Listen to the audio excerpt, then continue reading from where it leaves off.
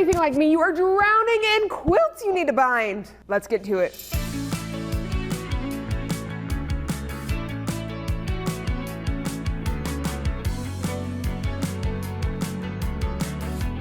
You just got to the end of making your beautiful quilt, and you read through the pattern, and the last steps are to 1, quilt your quilt as desired, and 2, using 2.5-inch strips, bind your quilt using your preferred method. When I started quilting, I didn't know how to bind, and reading that at the end of a pattern was really frustrating for me, just because I don't know how to bind a quilt. Can you help me out a little bit? So today, I am going to show you 3 ways that you can bind your quilt. Before we get into 3 ways to finish your binding, you need to know how to make binding. I made a whole other video just for y'all that takes you step by step on how to make and sew on your binding. Make sure you're subscribed to see it.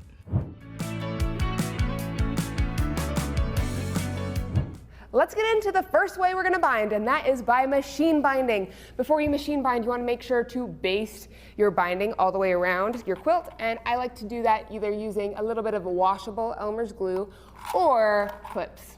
Machine binding is one of my favorite ways to bind, and I love it especially when I want something to hold up in the wash as well as just last over time. There are 2 different ways I love to machine bind, so let's get into our first one, the stitch in the ditch. And what you're going to do is you're going to sew right along the edge of that binding. So I'm going to take my needle and I'm going to start by lining up my binding so that my needle hits right where the edge of that binding starts. Then I'm going to start sewing slowly, making sure my needle is in that ditch. When you're finishing off your binding with a stitch in the ditch, you normally want to use a thread that is the same color as your quilt top so that it hides in that little edge. But I wanted to use white thread, a little more contrasting thread, so that you can see exactly what we're doing today. But for your quilt, I want you to use a thread that is a similar color to your quilt top. Now flip it over and check the back of it. Look at those stitches, they are just so pretty. And I like to check the back of my binding periodically while sewing just to make sure that everything is being stitched down. And because we overlapped our binding over that seam by 1/8 of an inch, everything should stitch down. If stitch in the ditch is not your thing, the other way I like to machine bind is by sewing 1/8 of an inch in on top of your binding. To do this, you're going to start with your needle down 1/8 of an inch in from the side of your binding, and then just sew that down.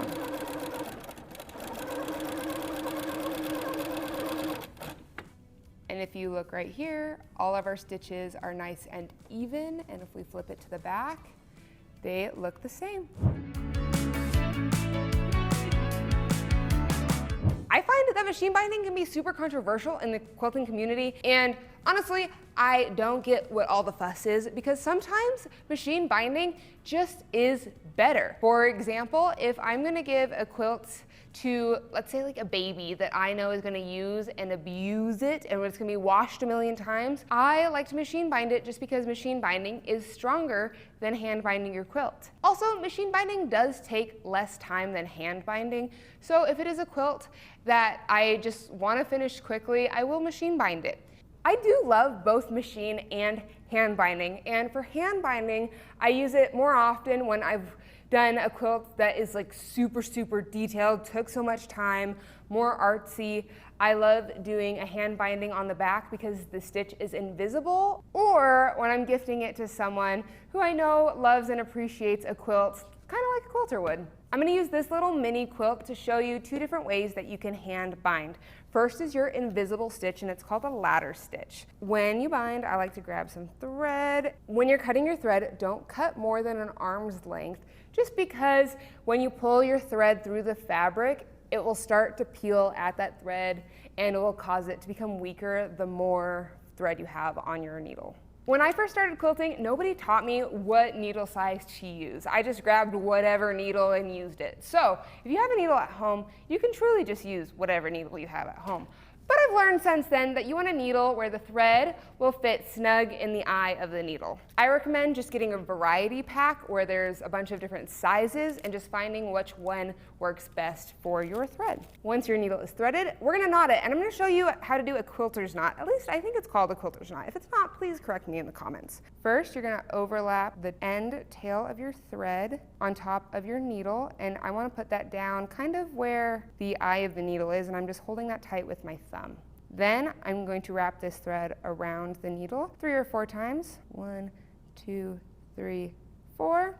I'm going to pull all that gathering down, and I want to hold it with my thumb. So I'm holding all of the thread that I just wrapped around the needle with my thumb. Then, still holding everything down, I'm going to pull all the way till I get to the very end, and boom, you got a knot. I'm just going to cut the tail so it's a little bit smaller.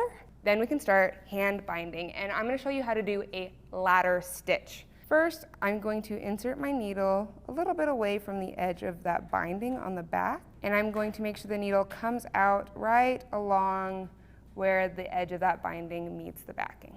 Now, I'm just going to give it a little tug until that knot pops through, and then I can cut the extra tail off. And then I'm just going to close that little hole by moving my finger back and forth. Now we are ready. For a ladder stitch, first you're going to insert your needle into your binding, and because your binding was folded over, there is a little tunnel, and that is where your needle is going to insert. And I want the space to be no more than 1/8 of an inch.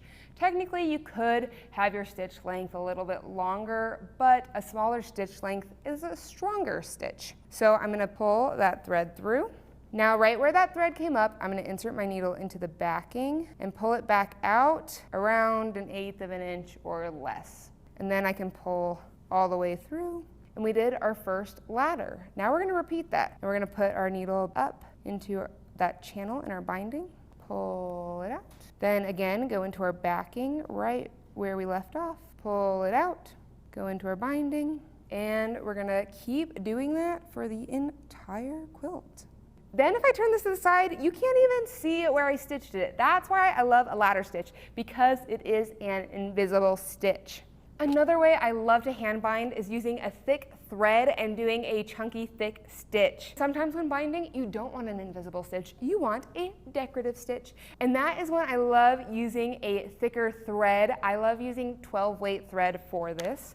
And remember, when you cut your thread, you want it no more than an arm's length.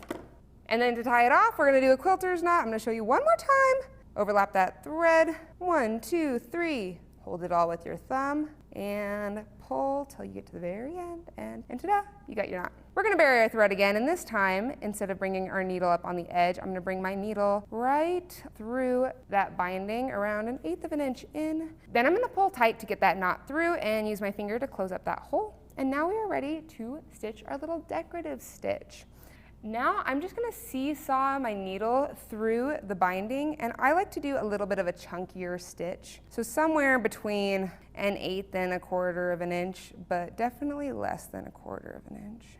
And you can choose the distance between your stitches. Your goal is just to have consistent size stitches and consistent size spacing, and you're just going to do that through your whole quilt. And remember, you want to make sure your thread is going through both layers of the binding and your backing layer.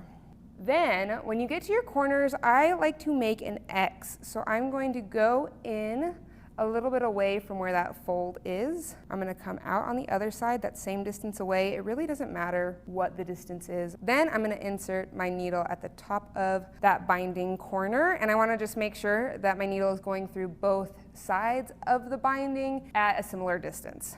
I'm going to pull that to create your first diagonal. Then I'm going to finish out the X by inserting my needle on this side and making sure that the point comes up 1/8 of an inch in from the binding on the other side. And this just tacks down your corners, and it's super cute. I love a good X in the corner. I have one more binding method to show you, but before I do, I want to know, do you like machine binding or hand binding better? Which of these methods do you think works best for you and the way you quilt?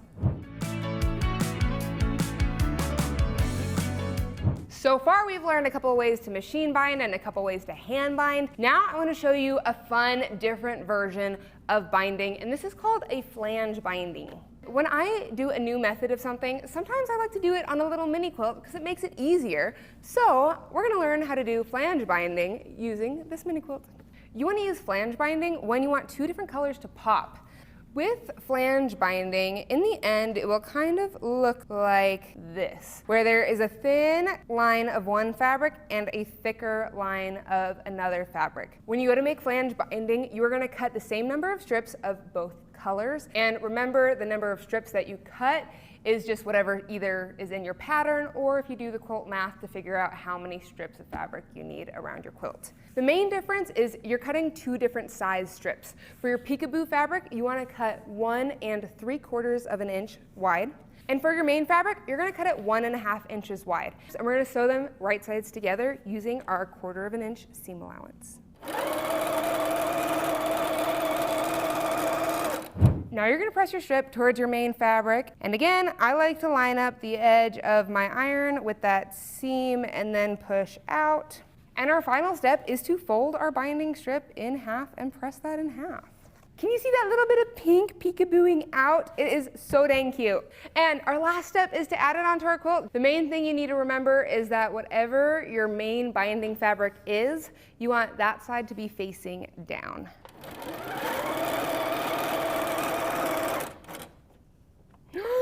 I did this wrong!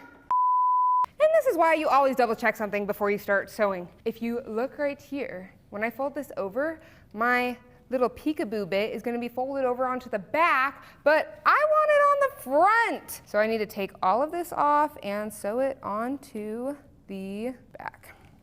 Now let's make sure to do this right and double check. Okay, I have my main binding piece down on the back of my quilt, and I'm just going to double check that when I flip it around to the front, my main flange piece, my peekaboo piece, was going to be peeking over. We're good. Okay, come on, Jenna.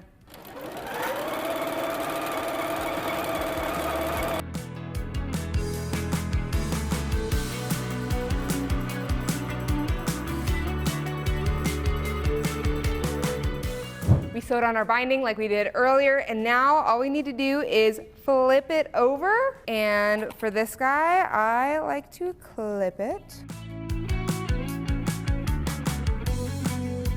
And with flange binding, your last step is to stitch in the ditch right in between where your main fabric and your peekaboo fabric meet. And usually you want to do the color of thread that your peekaboo binding is, just so it hides a little bit better.